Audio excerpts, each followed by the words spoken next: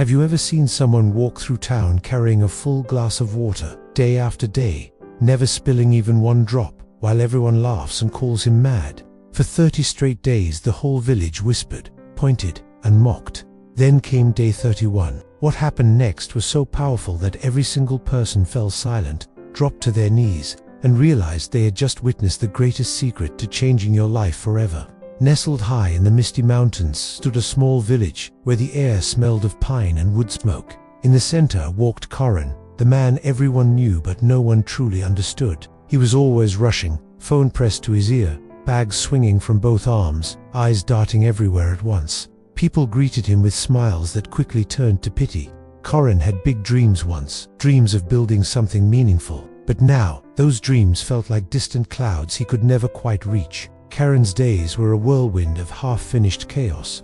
He would start repairing the old community well, then abandon it to chase a new business idea. He'd promise his mother he'd fix the roof, only to get distracted by another urgent plan. 10 notebooks filled with brilliant ideas gathered dust on his shelf. At night, he lay awake, heart racing, wondering why everyone else seemed to move forward while he stayed trapped in the same place. Friends no longer asked about his dreams. They simply called him the dreamer who never does. Children laughed when he passed, imitating his hurried steps. His savings shrank, his confidence crumbled, and a quiet terror grew inside him. What if this scattered life was all he would ever have? Karan felt like he was trying to carry 10 heavy buckets at once.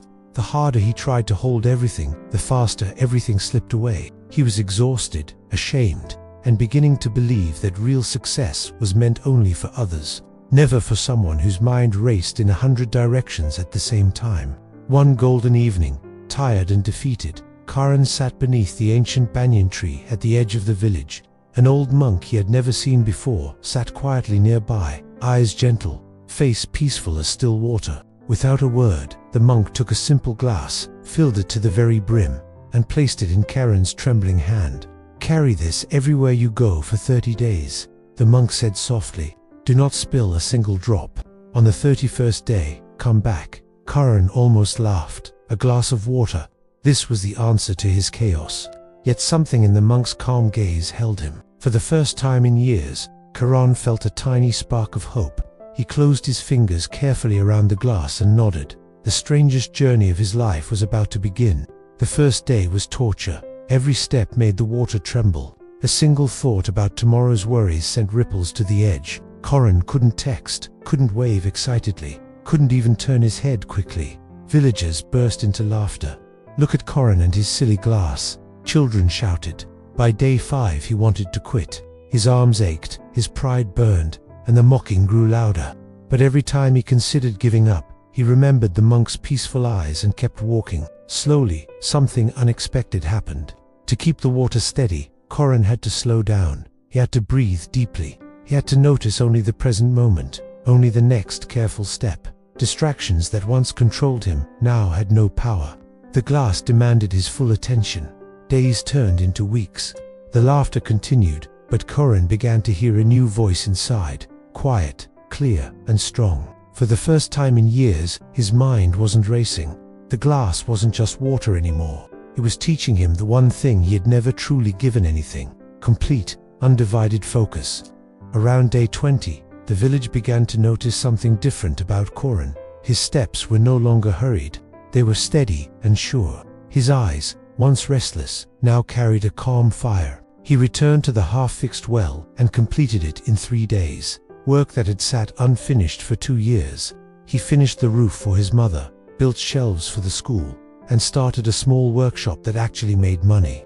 Each task received his full attention, and each task was completed perfectly. People stopped laughing. They started watching. The man who once scattered himself in every direction now moved with quiet power. Debts disappeared. Ideas that had lived only on paper became real. Neighbors asked for advice instead of offering pity. The glass never spilled, but something far greater was pouring into Karan's life. Clarity, confidence, and unstoppable progress. The restless dreamer was gone.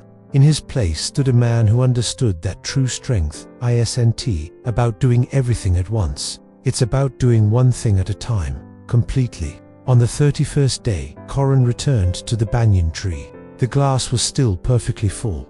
The monk smiled and took it gently.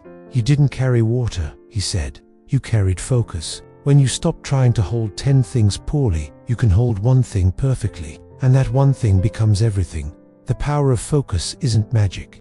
It's choosing what truly matters and giving it your complete attention until it grows into something extraordinary. One goal, one habit, one step at a time. That is how ordinary people create extraordinary lives. This week, choose your own glass of water. Pick one dream, one habit, one change that matters most, and protect it like the water in that glass. No distractions, no excuses, just steady, daily focus. In the comments below, tell us, what is your glass right now? What will you carry without spilling a single drop? Let's cheer each other on, because when we focus together, we all rise together. Thank you for watching.